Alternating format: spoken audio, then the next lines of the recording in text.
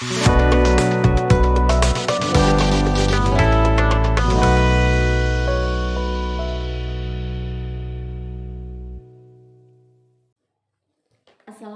warahmatullahi wabarakatuh. Perkenalkan, nama saya Hani Kamil Fadilah dari SDIT Masyitah, calon guru penggerak Angkatan 7 Kota Bukit Tinggi. Pada kesempatan kali ini, saya akan melakukan wawancara dengan 2 kepala sekolah tentang cara pengambilan keputusan berbasis nilai-nilai kebajikan. Mari sama-sama kita saksikan wawancara berikut ini.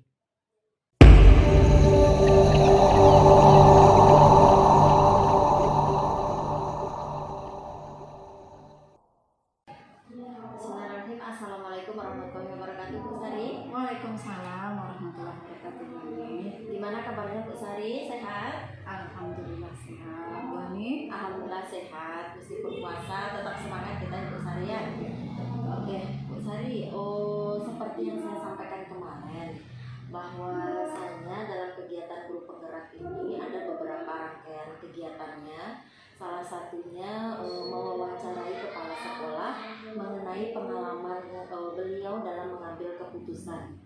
Oke, tentunya sebagai kepala sekolah sudah sering ya Bu Sari dihadapkan pada berbagai macam masalah, baik itu dilema etika ataupun rujukan moral. Yang ingin saya tanyakan di sini, Bu Sari, selama ini bagaimana Bu Sari dalam mengidentifikasi kasus-kasus yang berhubungan dengan dilema etika? Silakan Bu Sari. Baik, terima kasih Bu Hani. Jadi langsung saja ya. Ya. Jika saya menghadapi kasus dilema etika atau etika moral, terlebih dahulu saya mempertimbangkan sisi-sisi baik antara keduanya. Baik itu melihat dari jalur hukum, kemudian setelah melihat dari jalur hukum, tentunya saya berdiskusi dengan wakil-wakil saya. Entah itu di saya idenya atau pertimbangan yang di saya juga. Setelah saya rembukkan pertimbangan mereka, hasilnya menjadi 8 atau 10. Oke, berarti di sini bisa sebutkan dengan mempertimbangkan beberapa hal, dan itu datangnya dari diri kita sendiri, Bu Sari sebagai kepala sekolah, dan juga teman-teman ataupun para wakil yang lainnya, Bu Sari ya. Oke, lanjut di pertanyaan kedua, Bu Sari. Selama menjalankan keputusan Bu Sari sebagai kepala sekolah, terutama kasus-kasus yang memiliki 2 kepentingannya di sini kepentingan sama-sama baik ya Bu Sari, oke, atau yang mengandung nilai-nilai kebajikan. Bagaimana Bu Sari mengambil keputusan dalam hal tersebut? Sesuai yang Bu Ani tanyakan tadi, saya kembali melihat mana yang segi positifnya lebih banyak, membandingkan mana segi positif yang lebih banyak, kemudian mana sisi negatifnya yang paling sedikit. Jadi mempertimbangkan mana azas positif yang lebih baik dan negatifnya lebih sedikit, sehingga berharap dengan keputusan itu adalah keputusan untuk mengambil manfaat atau keputusan yang terbaik untuk kedua belah pihak. Oke, berarti saya paham dengan yang Bu Sari sampaikan, mengambil dari segi kemanfaatannya ya. Pertanyaan ketiga Bu Sari, kemudian dalam mengambil keputusan tersebut kira-kira ada langkah-langkah tidak atau prosedur yang Bu Sari jalankan? Iya. Untuk langkah-langkahnya Bu Hani, biasanya saya terutama sekali mengidentifikasi masalah ya. Saya identifikasi masalah, saya cari tahu dulu masalahnya. Kemudian setelah saya punya identifikasi masalah, saya kumpulkan data-data yang terkait dengan masalah itu. Dan terakhir, kemudian saya coba mengolah data itu, mengolah masalah yang terjadi. Kemudian baru nanti saya mengambil kesimpulan untuk memutuskan keputusan. Berarti langkah-langkahnya di sini jelas ya, mengidentifikasi terlebih dahulu, kemudian nanti Bu Sari ada ini mencari akar masalahnya ya, terus ada dari mengolah, baru nanti akan diambil keputusan. Oke, luar biasa sekali. Oke, kemudian Bu Sari ini juga ada hal-hal apa saja yang selama ini Bu Sari anggap efektif dalam pengambilan keputusan? Silakan Bu Sari. Menurut saya hal-hal yang efektif ketika saya mengambil keputusan itu adalah yang pertama bermusyawarah, mengikutkan serta wakil-wakil atau guru, dan juga walaupun keputusan itu nanti akhirnya saya yang akan memutuskan, saya butuh pertimbangan dari orang yang lebih berpengalaman atau lebih profesional dari saya, seperti kepada pengawas. Saya bertanya lebih detail untuk masalah yang terjadi. Ya, berarti saling berkolaborasi ya Bu Sari. Iya, itu. Terus ini juga Bu Sari, apa saja hal-hal yang selama ini merupakan tantangan Bu Sari nih dalam mengambil keputusan? Apa saja tantangannya? Kan kalau di 5 etika itu karena sama-sama baiknya tadi ya, pasti memiliki tantangan tersendiri. Oke, silakan Bu Sari. Kalau tantangannya Bu Hanif, mungkin ini lebih ke pribadi, itu tantangan emosional. Satu sisi saya mengambil keputusan itu, saya ingin hubungan pribadi saya dengan orang yang terkait itu tetap terjalin dengan baik, dan satu sisi profesional saya, hubungan profesional bekerja saya dengan orang itu sama-sama baik. Jadi tidak ada hati yang merasa terkecilkan atau tidak ada hati yang merasa dirugikan. Nah, ya berarti ini ya, setelah pengambilan keputusan itu kita tetap baik hubungannya. Ya, terkadang kan susah ya Bu Sari seperti itu. Ya betul-betul itu memang tantangannya. Oke, selanjutnya Bu Sari, apakah dalam memecahkan kasus seperti di 5 etika ini, Bu Sari memiliki jadwal tertentu atau mungkin ketika ada masalah langsung Bu Sari selesaikan di waktu atau di tempat yang sama? Gimana menurut Bu Sari? Baik, untuk penyelesaian masalah dilihat dulu akar masalahnya, apakah masalah itu urgent, kondisinya urgent untuk harus diselesaikan segera, atau masalah itu dapat digolongkan ke tempat waktu yang sudah disediakan. Jadi kalau seandainya masalah itu urgent dan sangat penting untuk diputuskan segera, maka itu akan langsung diselesaikan. Namun apabila itu tidak urgent atau masih bisa diatasi dalam rentang waktu yang sudah ditentukan, maka itu masuk ke dalam yang tadi disana. Ada yang terjadwal dan kondisional sifatnya. Berarti saya simpulkan Bu Sari memiliki skala prioritas ya. Kalau misalnya itu penting atau urgent, berarti saat itu juga kita harus menyelesaikan. Ini ada lagi Bu Sari. Adakah faktor atau seseorang yang selama ini mempermudah atau membantu Bu Sari dalam menyelesaikan masalah kasus di 5 etika ini? Menurut saya ada, walaupun nanti pengambil keputusan itu adalah diri saya pribadi selaku pimpinan di sekolah, namun yang berpengaruh dalam mengambil keputusan itu saya meminta saran, pertimbangan tentunya dari orang-orang yang lebih berkompeten dari saya dan berpengalaman dari saya. Jadi pengaruh itu saya rasa juga mengambil andil dalam mengambil keputusan itu, seperti pengawas itu atau mungkin rekan kerja kepala sekolah yang sama. Berarti saling ini ya, berdiskusi, saling bertukar pendapat, pikiran. Pertanyaan terakhir Bu Sari, dari semua hal yang telah Bu Sari sampaikan, kira-kira pelajaran apa yang bisa diambil atau dipetik dari pengalaman Bu Sari mengambil keputusan di 5 etika ini? Yang namanya masalah pasti ada. Jadi menurut saya pelajaran yang dapat diambil itu setiap kita menjalani pekerjaan pasti ada kerikil kecil maupun batu besar.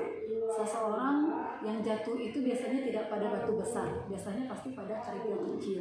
Namun kerikil kecil yang kita hadapi itu harus segera diselesaikan. Kalau tidak, dia akan menimbulkan batu yang besar. Jadi sebesar apapun masalah yang dihadapi itu harus segera diselesaikan agar yang terkait tidak menunggu dan agar keberlangsungan pekerja kita bisa berjalan dengan baik. Masya Allah Bu Sari, ya berarti sekecil apapun masalah itu harus kita segera menyelesaikannya. Jangan sampai menumpuk-numpuk ya. Nanti malah akhirnya mengambang penyelesaiannya, dan orang yang bermasalah pun juga bertumbuh. Gimana sih hasilnya ini, keputusannya apa gitu ya. Bisa luar biasa sekali, bisa sebagai seorang pemimpin.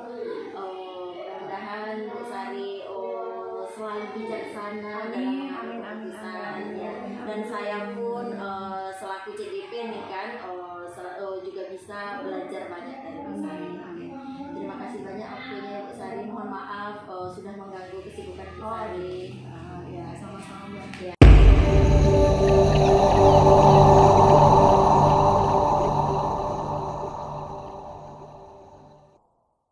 Assalamualaikum Ustaz. Waalaikumsalam warahmatullahi wabarakatuh. Gimana kabarnya hari ini Ustaz? Alhamdulillah luar biasa. Ya, Masya Allah ya Masya Ustaz, Allah. meskipun puasa Iya. harus tetap semangat ya Ustaz. Iya, saya tetap semangat. Iya, oke Ustadz, seperti yang saya sampaikan kemarin bahwasanya mewawancarai kepala sekolah.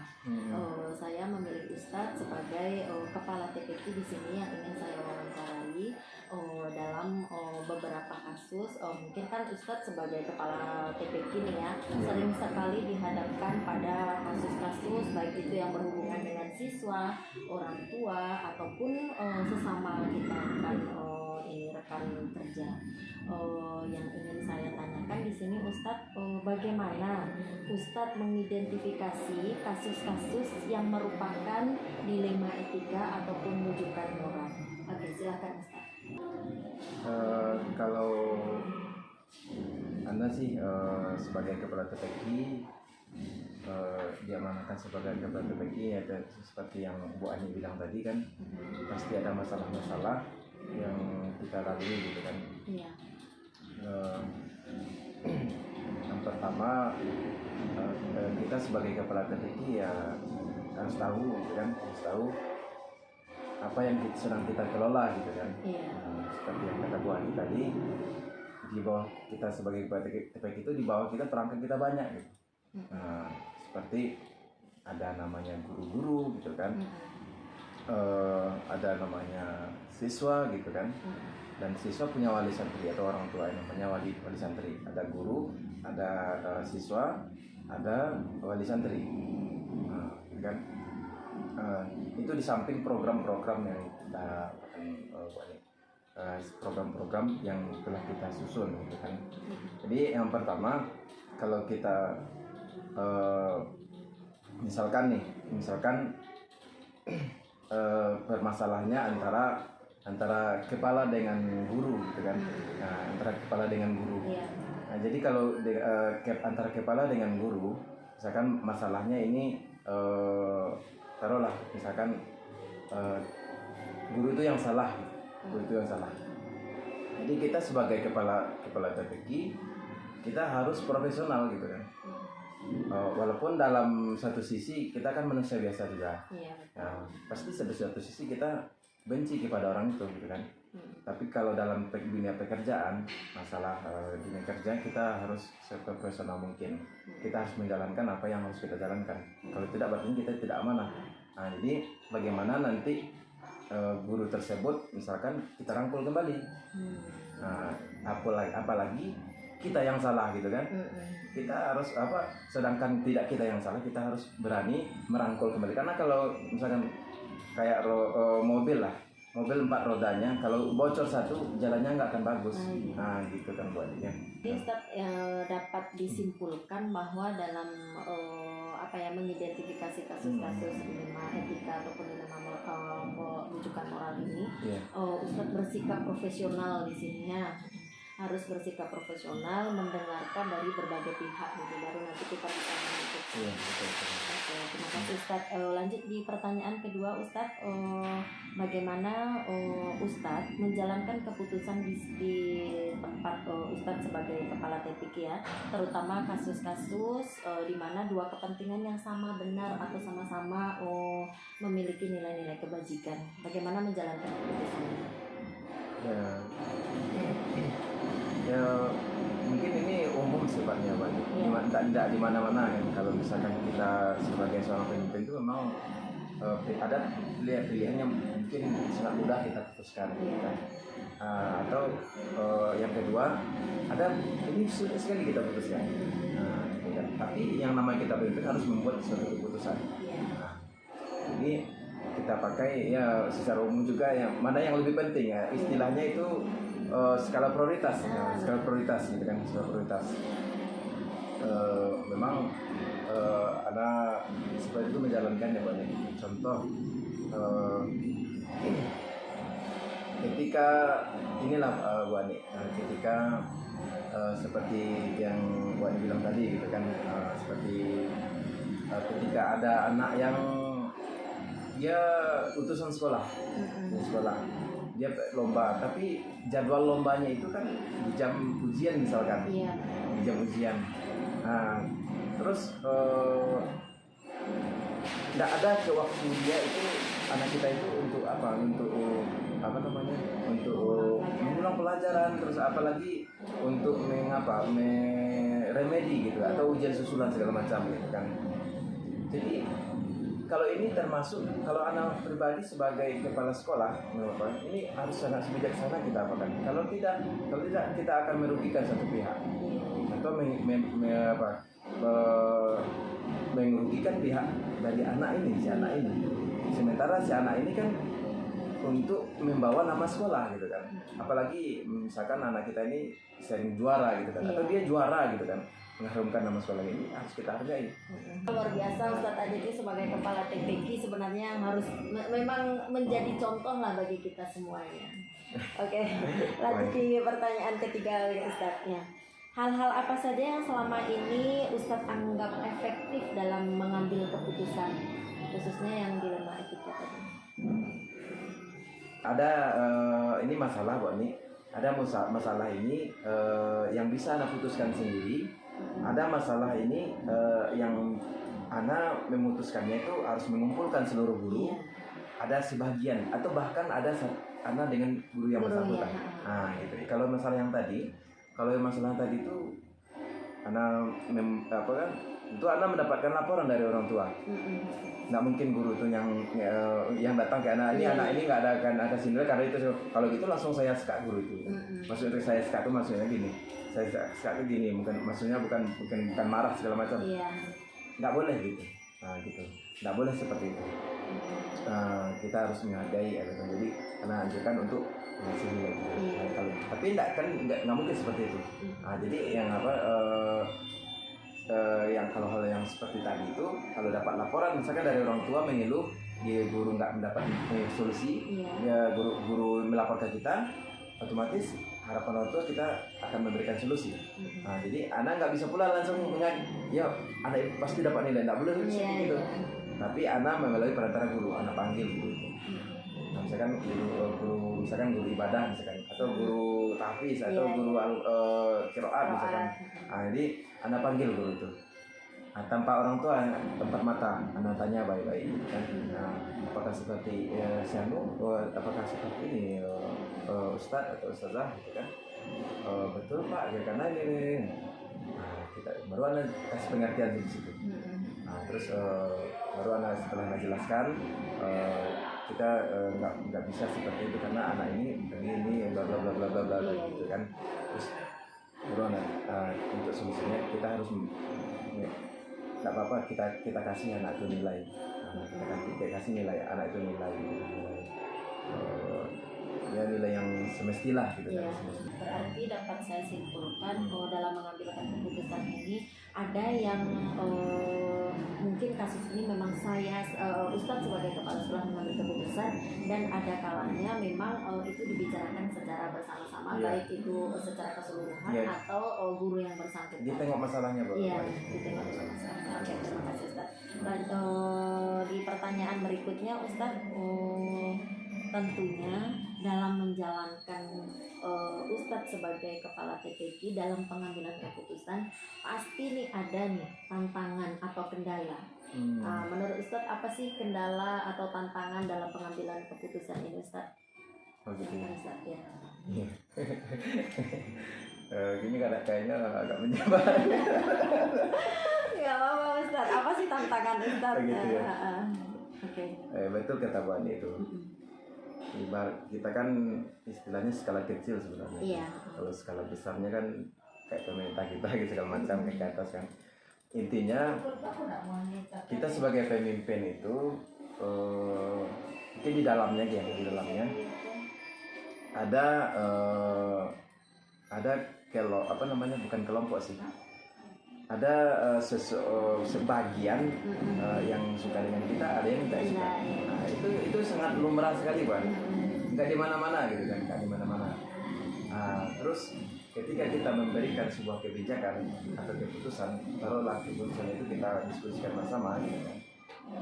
Jadi belum tentu semuanya yang suka gitu.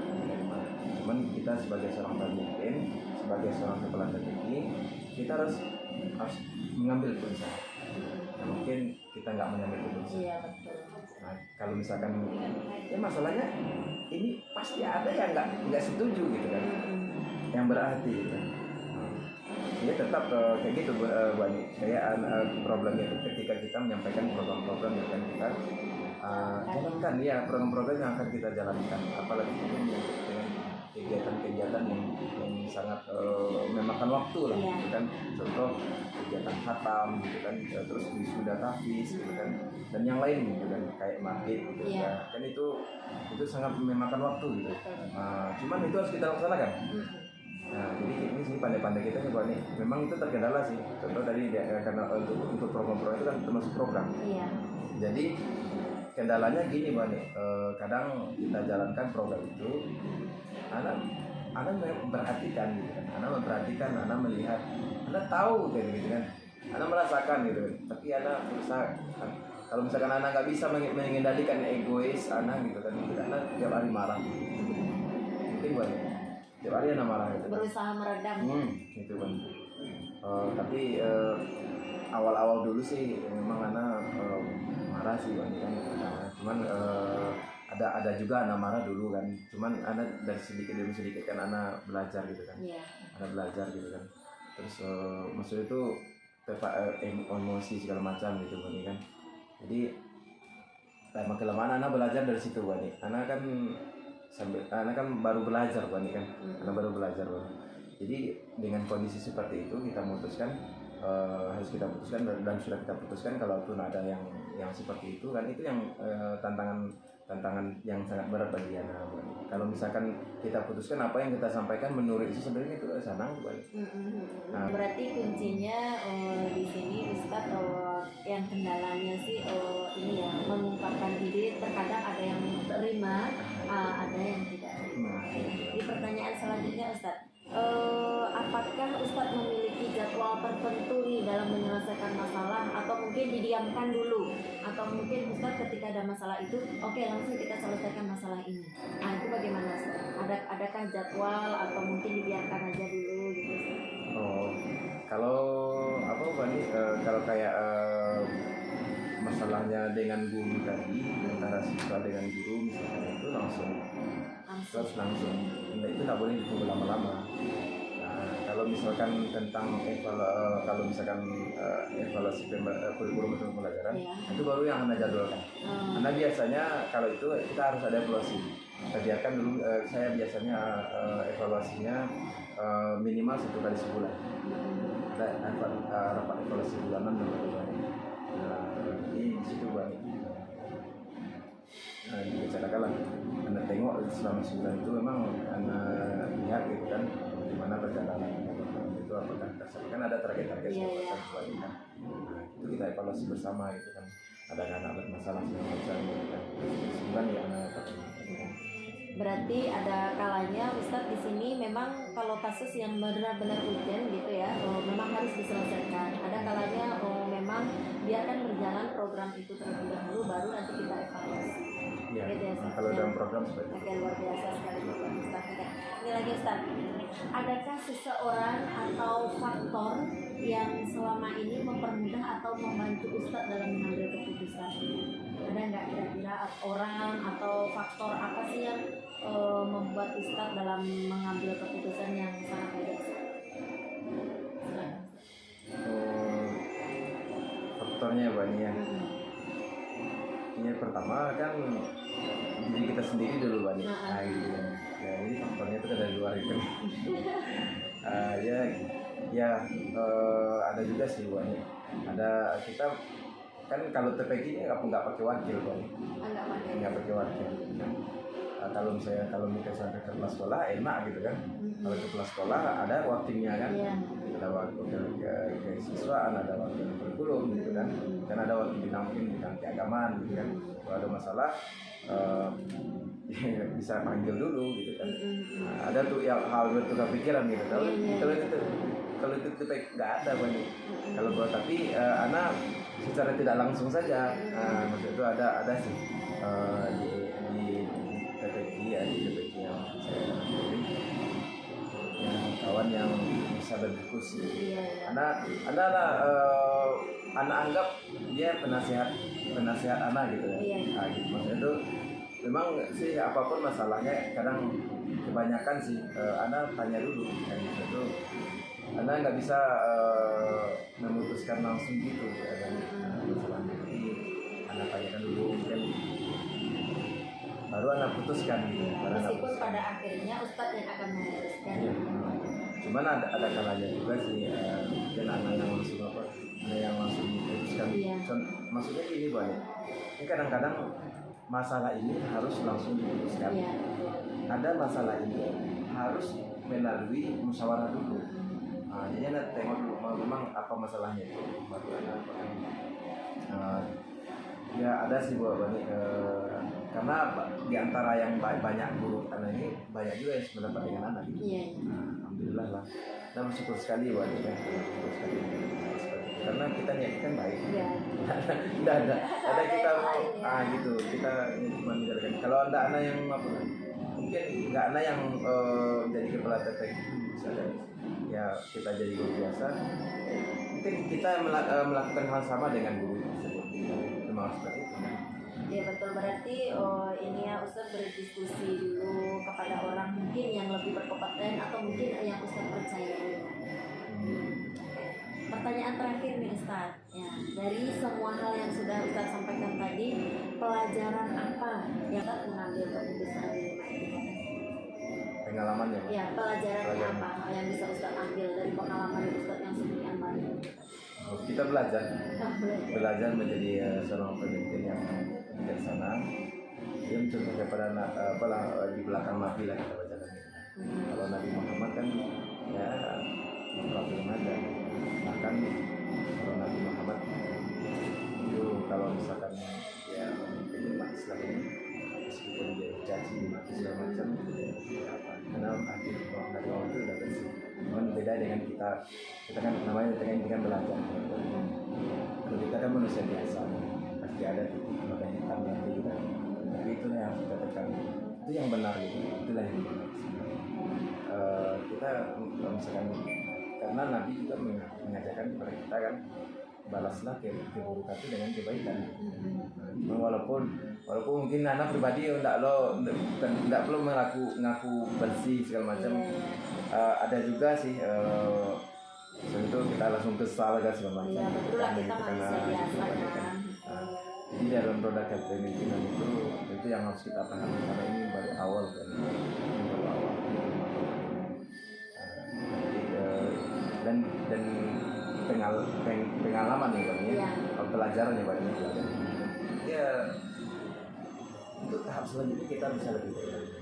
Kalau misalkan kita diamanahkan, kita lebih bijaksana, lebih arif, terus lebih tepat sasaran gitu kan. Oke Ustaz, terima kasih sekali atas waktunya bincang-bincang yang sangat berkualitas ya. Airnya ada apa nih? Oke Ustaz, terima kasih banyak ya Ustaz. Bulan Ramadan sekarang ya. Iya bulan Ramadan. Ya. Oke, makasih ya Ustaz, bincang-bincang yang sangat berkualitas sekali. Mudah-mudahan saya juga bisa mengambil pelajaran dari Ustaz. Mudah-mudahan Ustaz sehat selalu. Amin. Bisa juga begitu kan. amin. Menjalankan aktivitas sukses selalu Bani. menjalankan aktivitas yang lebih bermanfaat lagi untuk kemajuan sekolah kita. Amin amin ya Allah. Terima kasih Ustaz. Assalamualaikum warahmatullahi wabarakatuh. Terima kasih Ustaz. Ya, sama-sama.